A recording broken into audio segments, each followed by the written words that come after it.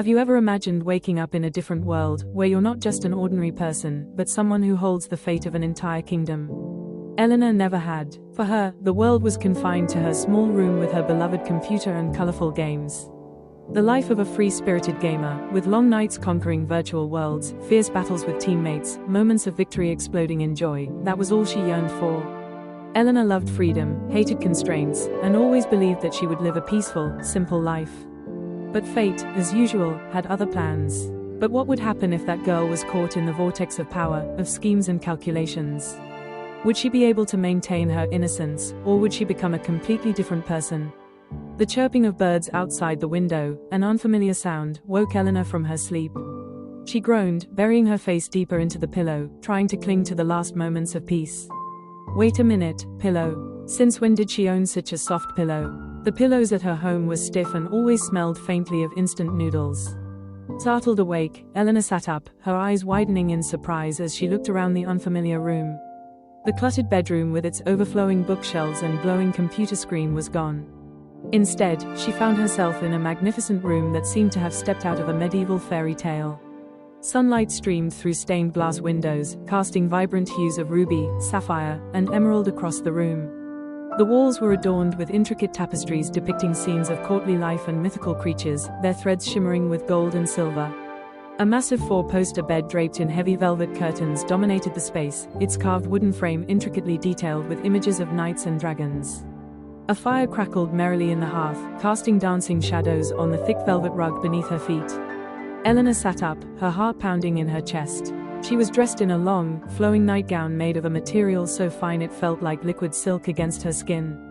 Her reflection in a tarnished silver mirror startled her. Gone was her usual messy bun and the comfy pajamas she practically lived in. Instead, she saw a young woman with a cascade of auburn hair framing a delicate face with startling green eyes. The face was hers, but different. More refined, almost ethereal, with an air of fragility that she didn't recognize. "What in the actual?" she muttered, her voice catching in her throat. This had to be a dream.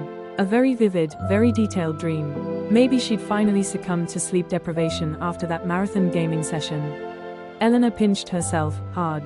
Ouch. No, this was not a dream. A sudden knock echoed through the room, followed by a woman's voice, laced with a peculiar accent that Eleanor couldn't quite place.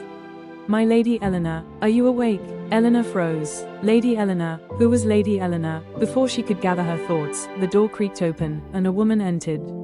She was dressed in a simple brown dress, her graying hair pulled back in a severe bun.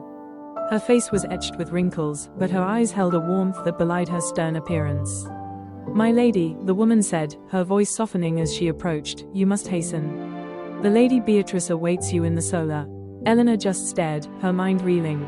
Lady Beatrice? Solar? What language was this woman even speaking? It sounded vaguely like English, but with strange inflections and unfamiliar words. She opened her mouth to speak, but the only sound that emerged was a strangled croak. The woman frowned, her brow creased with concern. "My lady, are you feeling unwell? You look pale." Eleanor swallowed, trying to regain some semblance of composure. I'm fine," she stammered, her voice sounding oddly foreign to her own ears. "Just a bit disoriented." The woman nodded, seemingly accepting the explanation. "Perhaps a bit of fresh air will do you good.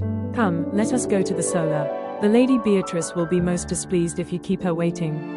Eleanor had no idea what a solar was or who this Lady Beatrice person was, but one thing was clear, she was definitely not in her Brooklyn apartment anymore. With a growing sense of dread and a healthy dose of bewilderment, Eleanor allowed the woman to lead her out of the room. They walked through a maze of long corridors. Eleanor's mind raced with a series of questions. Was she hallucinating, or had she somehow been transported to another time?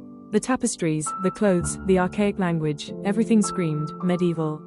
But how, and why? They reached a heavy wooden door, and the woman knocked gently. "My Lady Beatrice, Lady Eleanor is here." A sharp voice replied from within, "Send her in."